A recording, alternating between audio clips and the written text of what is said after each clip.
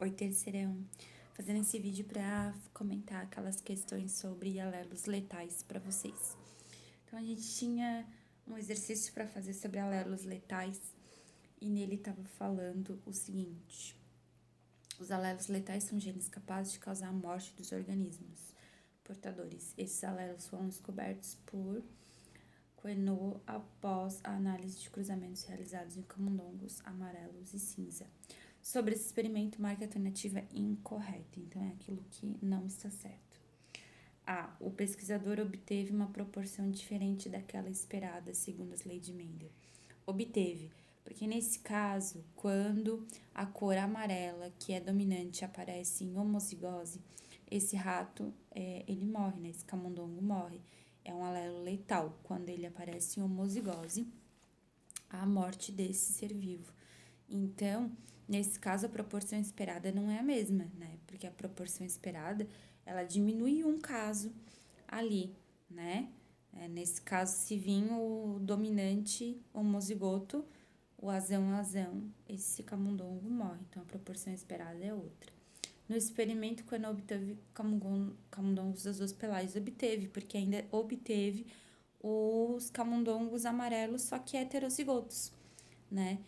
Lembrando que só tem a letalidade nos alelos quando eles se expressam em homozigose, tá? O dominante, né? Quando concluiu com a proporção observada que os organismos homozigotos para a pelagem amarela morriam. Concluiu sim, porque ele obteve, no caso, 2 amarelos heterozigotos e um de pelagem cinza. E a proporção obtida foi 3:1, não foi 3:1, né? Porque não nasceram 3 amarelos e um recessivo cinza. Aquele amarelo que se manifestou em homozigose, ele morreu, né? Então, a proporção foi 2:1. É essa questão que está errada. A questão da letra D. A número 2. A doença de Huntington leva o portador à morte por meio da progressiva degeneração dos nervos. Essa doença é determinada pela presença de apenas um alelo letal. Por isso, ela é considerada semiletal, né? Por quê? Porque há a presença apenas de um alelo letal. 3. No homem, a achondroplastia é uma anomalia genética autossômica dominante, caracterizada por um tipo de nanismo, em que a cabeça e o tronco são normais, mas os braços e as pernas são curtos. A letalidade dessa anomalia é causada por um gene dominante em dose dupla. Dessa forma, na descendência de um casal acondroplástico, a proporção fenotípica esperada em F1 é. Gente, como que eu vou saber o genótipo deles para poder fazer esse cruzamento? Lendo o problema com atenção. A questão diz que se esse gene se apresentar em homozigose, é um gene letal, certo? Então, se esse casal tem a doença, né, mas conseguiu ter filhos, obviamente não morreram. Então, é um gene dominante, eles têm a doença, mas não morreram porque esse gene não está em homozigose, eles são heterozigotos.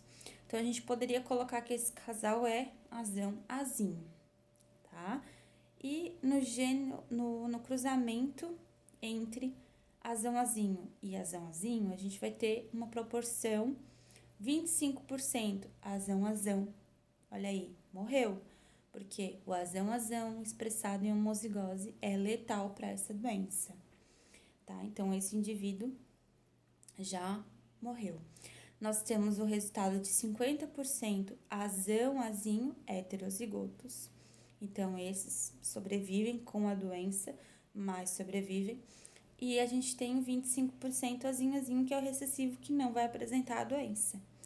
Tá? Então, observando os resultados, a gente não tem 100% de anões, né? Porque existe o encontro do azinho-azinho, que vai dar o 25%.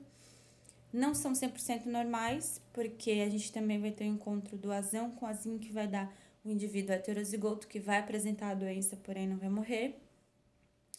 33% anão e 66% normal não é isso, porque a maior parte desse cruzamento, a descendência vem com a doença, mas não morre.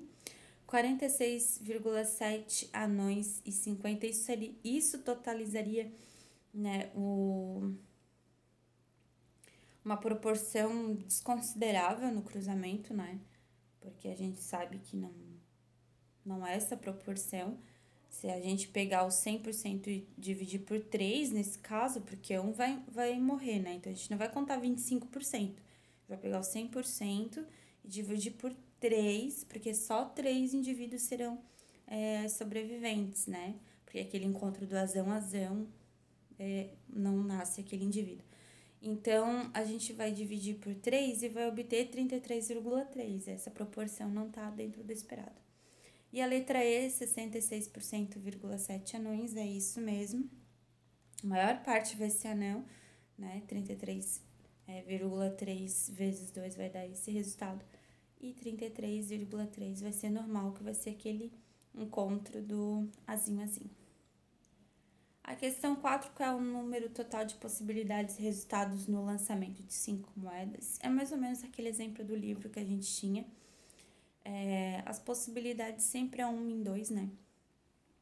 1 em 2, 1 em 2. Então, você vai lançar 5 moedas e a possibilidade deles é sempre 1 em 2 resultados, né? 50%. E depois você vai multiplicar todos esses resultados, 1 em 2, 1 em 2, 1 em 2, 1 em 2, que vai dar 32. Esse será o resultado. 4 moedas lançadas simultaneamente, qual a probabilidade de ocorrer coroa em uma só moeda? Então, você vai fazer o quê?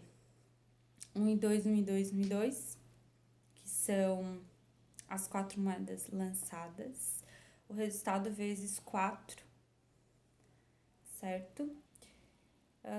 Jogamos 2 dados comum com a probabilidade de que o total de pontos seja igual a 10. Aí tem que fazer o seguinte: quando você joga 2 dados e quer que o resultado dê 10, tem as possibilidades de um ser 5, o outro ser 5, o outro ser 4, um ser 6, e um ser 6 e o outro ser 4. Então, são 3 possibilidades em 6, né?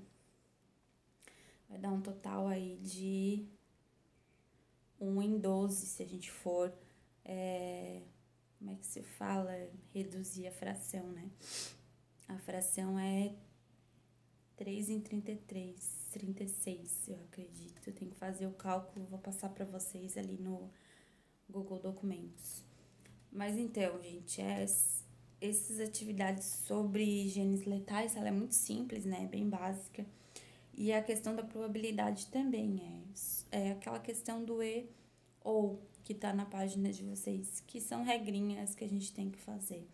Porque quando a gente fala de simultâneos, né? Tá aparecendo simultâneo, 2 características, a gente tem que ter esses cálculos prováveis, né? Se perguntar assim em genética, qual é a probabilidade de nascer um menino e com albino, a gente tá falando de 2 possibilidades, né? Porque para nascer menino tem 50% de chance.